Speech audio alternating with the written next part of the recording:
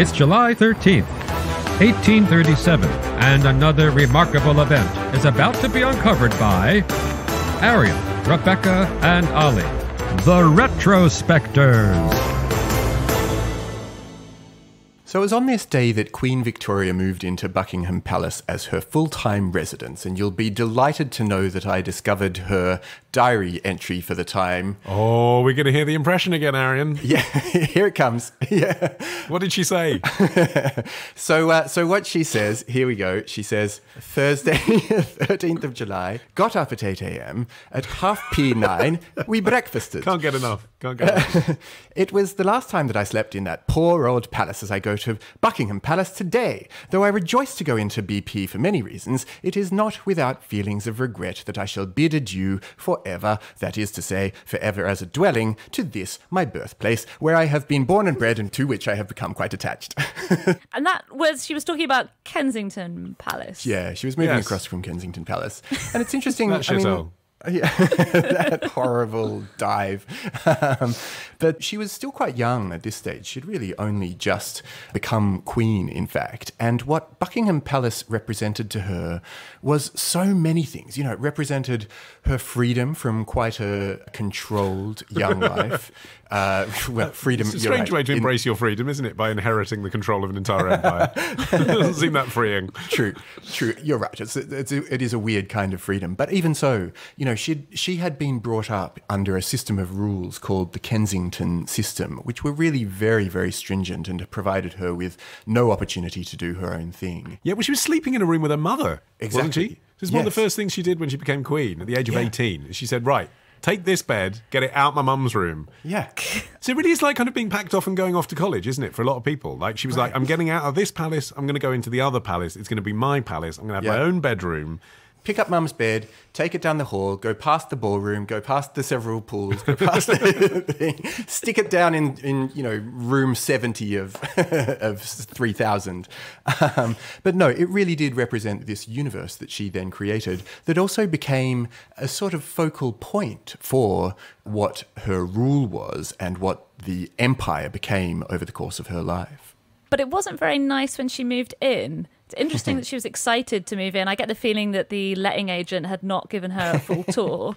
So the thing with Buckingham House, so no monarch had lived in it previously. It was built in 1703 for the Duke of Buckingham, and George III bought it for the use of his wife, Queen Charlotte, but no one had actually lived in there full time. When, by the way, it was called the Queen's Palace. That's weird, isn't it? It was called the Queen's Palace when the Queen didn't live in it. You know, when she was just like a kind of first lady married to the king type queen. But when we actually got a queen, they went back to calling it Buckingham again. What? Well, and so because no one had really lived there, it was described as being very cold and drafty, very dirty.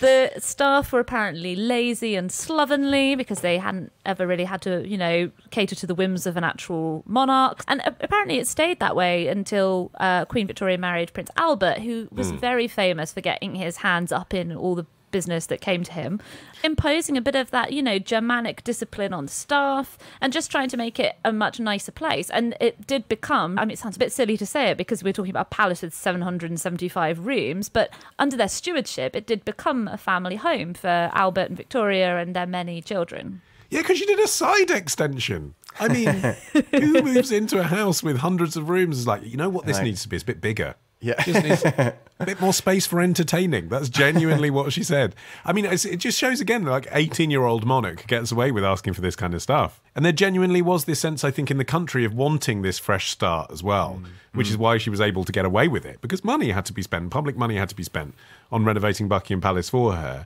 But if you look at, there's a painting by Sir David Wilkie who painted her doing one of her first meetings with various noblemen, and she's wearing white. But in actuality, she wouldn't have been. She'd have been wearing black because she was still mourning her dad because the king had just died, because that's why she's queen. But when he painted it, she's wearing white. And it's kind of like there's so much desire for her to stand out and be seen and celebrated and be like, it was exciting as well, I guess, to have a woman on the throne for the first time in ages as well. People wanted this to be new and modern. Yeah. I mean, it must be said, if she was disappointed with her lodgings when she first got there, she was on best behaviour even to her diary because, turn the page. Oh, another quote. Oh, says, this is like Simon Callow just dripping into Dickens every now and then, isn't it? Right. So she says she arrived a little after 2 and she travelled in her carriage with Mama and Lady Lansdowne. And she says, I'm very much pleased with my room. They are high, pleasant and cheerful. And she then, the next act that she does is to arrange things before going out into the garden with her dog Dashi, which was a loyal companion when she was a kid. And they run around in the gardens a bit. And then they have to come inside, unfortunately, because a few people have turned up to kiss hands, which I love. Yeah, one thing that was very notable about Buckingham Palace at the time was it had extraordinarily poor security. I don't know if you guys have heard of the boy Jones. He was a Victorian scamp / maybe weird stalker to our modern eyes. He was a teenage boy. He was 14 when this started. In 1938, he broke into the palace disguised as a chimney sweep, and he supposedly stole a pair of Queen Victoria's underwear before fleeing. Ooh. And he was captured later by police in London. I mean, if that seems like a weird fetish, it's worth just saying, like, 18-year-old Queen Victoria was quite hot by comparison to what you're imagining. Yeah. I mean, I only have paintings to go on. Well, and then on another occasion, apparently the Queen's companion, who was Baroness Lazen, found him hiding under a sofa in the royal apartments. He'd also apparently sat on the throne and helped himself to food. Did he then steal a handkerchief and belt out, "Consider yourself at home"? No, but there were 3 times he was caught, and he said he'd been in another time and nobody had even noticed. And he became a bit of a, notorious figure in the Victorian press, although in real life it was actually quite sad. He spent some time in the Navy, but kept running away to try and walk back to London and go to Buckingham Palace, and eventually ended up in Australia. I hope you're not suggesting that fans of the royals have some sort of mental health concern, Rebecca.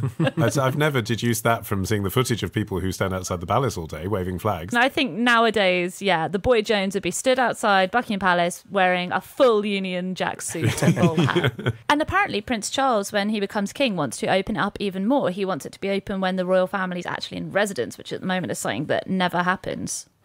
Well, because that's the bit you want to see, isn't it? Like, I don't want to see... I mean, I like looking at art, but there are already loads of galleries in London. What I want to see when I go on the Buckingham Palace... Well, like, did you know that Queen Elizabeth had a home birth, gave birth to Andrew and Charles in Buckingham Palace? That's the room I want to see. I want to see the blood on the floor. Yeah.